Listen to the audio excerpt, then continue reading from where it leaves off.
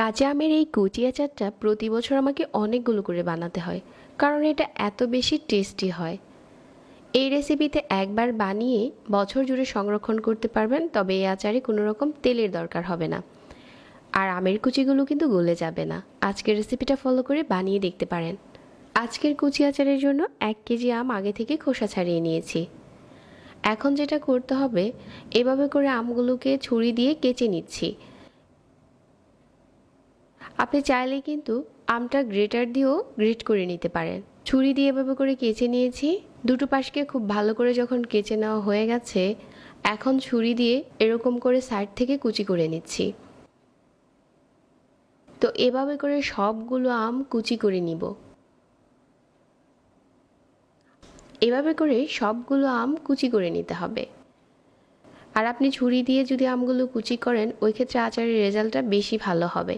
তবে হাতে সময় না থাকলে গ্রেট করেও নিতে পারেন। আমটা কুচি করা হয়ে গেছে, আর আমি এখানে আজকে 1 কেজির মতো আম কুচি করেছি। এখন এই কুচি করা আম একটা প্যানে নিয়ে নিলাম। সাথে চিনি দিয়ে দিচ্ছি 1 কাপ। একটু নেড়েচেড়ে মিশিয়ে নিচ্ছি।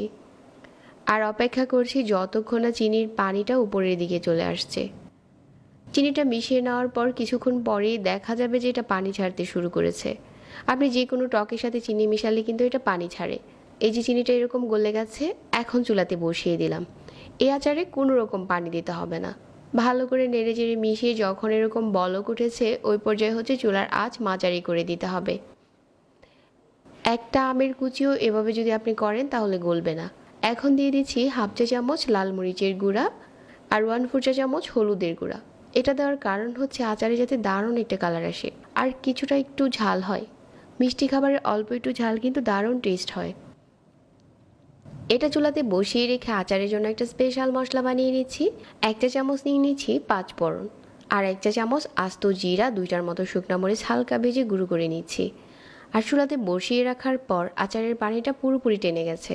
এখন দেখতে কালারটা ঠিক এরকম হয়েছে, আর একটা কুচি এখন পর্যন্ত গলে যায়নি। আপনি যদি এই রেসিপিতে তৈরি করেন, আপনার আচারটা দেখতে সেম টু সেম হবে। যে মশলাটা গুঁড়ো করে রেখেছিলাম, এখন এই মশলাটা থেকে দিয়ে দিচ্ছি 1 চা চামচ। খুব ভালো করে গুঁড়ো করে নিয়েছি। এখন এখানে 1/4 চা চামচ বিট লবণ আর 1/4 চা চামচ দিয়ে দিলাম রেগুলার লবণ। ভালো করে নেড়েচেড়ে মিশিয়ে নিচ্ছি। এই আচারটাতে মশলা লাগে কম আর খেতে হয় দারুণ টেস্টি। এখন শুধু মাঝারি আঁচে আরও কিছুক্ষণ টানিয়ে নিচ্ছি। আচারটা যেহেতু তেল ছাড়া বানাচ্ছি আর এটা 1 বছরের মতো ভালো থাকবে, এজন্য এখানে কোনো রকম পানি থাকা যাবে না। পানিটাকে আপনাকে পুরোপুরি টানিয়ে নিতে হবে। এখন প্যানটা চুলা থেকে উঠিয়ে নিচ্ছি, আর আচারটা দেখেন ঠান্ডা হওয়ার পর কীরকম হয়েছে। অনেকটাই স্বচ্ছ কাচের মতো দেখা যাচ্ছে, একটা কুচিও গলে যায়নি। এই আচারটা এত টেস্টি হয়, বাচ্চা থেকে বড় এটা সবাই খেতে পারবে। অনেক টেস্টি একটা আচার এটা। এবারের সিজনে যদি এটা তৈরি করে না থাকেন, ঝটপট বানিয়ে রেখে দিতে পারেন। যদি নর্মাল ফ্রিজে রাখেন, আচারটা 1 বছরের মতো ভালো থাকবে। যারা এতক্ষণ সাথে ছিলেন সবাইকে আবারও অনেক ধন্যবাদ জানাচ্ছি। রেসিপি ভালো লাগলে প্লিজ ফলো করে রাখবেন। আজকে এখানেই বিদায় নিচ্ছি। আল্লাহ হাফেজ।